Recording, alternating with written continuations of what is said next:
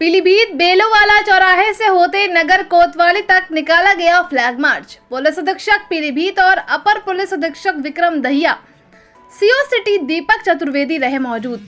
बता दें कि पीलीभीत नगर में आगामी त्योहारों एवं जुलूस शांति व्यवस्था स्थापित करने और नगरवासियों को शांति सुरक्षा का एहसास कराने के उद्देश्य से निकाला गया फ्लैग मार्च। मीडिया को जानकारी देते हुए पुलिस अधीक्षक अभिषेक यादव के द्वारा बताया गया कि पीलीभीत पुलिस उपद्रव फैलाने वाले शरारती तत्वों से निपटने के लिए सक्षम है। ऐसी कार्यवाही की जाएगी कि 20 साल तक याद रखेंगे। बने रहें यूपी पोस्ट समाचार के साथ।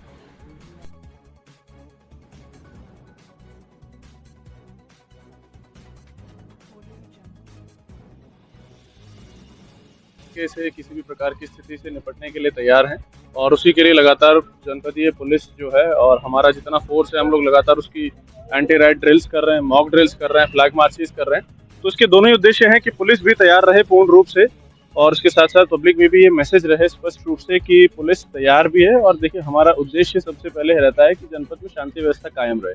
तो शांति व्यवस्था कायम रखने के लिए तैयारी सबसे ज़्यादा जरूरी होती है कि आप पहले से ही तैयार रहिए तो कहीं कोई स्थिति उत्पन्न नहीं होती, कोई समस्या नहीं आती है। तो हम लोग अपनी तरफ से पूर्ण रूप से तैयार हैं, संवाद भी है, सारी चीज़ें भी हैं। तो अभी आप देख ही रहे हैं कि लगातार त्योहारों का, जुलूसों का, विसर्जन का, विभिन्न प्रकार के कार्यक्रम लगातार प्रतिदिन हो रहे हैं।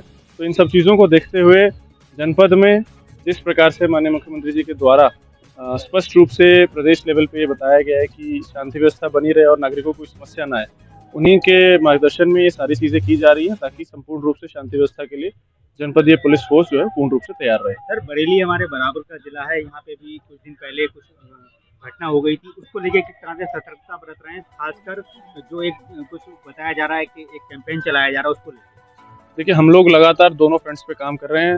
जनपद में जितने भी संभ्रांत नागरिक हैं, हर जगह पे राजनीतिक, गैर राजनीतिक, धार्मिक, बिना क्या कहते हैं किसी एफिलिएशन वाले हर प्रकार के लोगों से लगातार हमारे स्तर पे, डीएम साहब के स्तर पे, थाने के स्तर पे, तहसील और सर्कल के स्तर पे वार्ता करी जा रही है। गांव-गांव में वार्ता की जा रही है कि यदि किसी प्रकार की कोई सूचना ऐसी है, जो कोई व्यक्ति किसी प्रकार की खुराफात करने की फिराक में है, तो तत्काल उसे बताएं।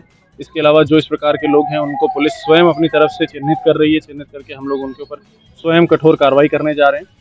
इसके साथ साथ हम लोग अपनी एंटी राइट इक्विपमेंट्स के माध्यम से, ड्रिल्स के माध्यम से, रिहर्सल्स और फ्लैग मार्चेस के माध्यम से अपनी तैयारी को भी पूर्ण रूप से कर रहे हैं। तो हम दोनों तरह से तैयारी कर रहे हैं। हमारा प्रथम उद्देश्य यही है कि हम लोग लगातार संवाद बनाए रखें ताकि किसी भी प्रकार से जन सामान्य में कोई ऐसी स्थिति ही उत्पन्न ना हो।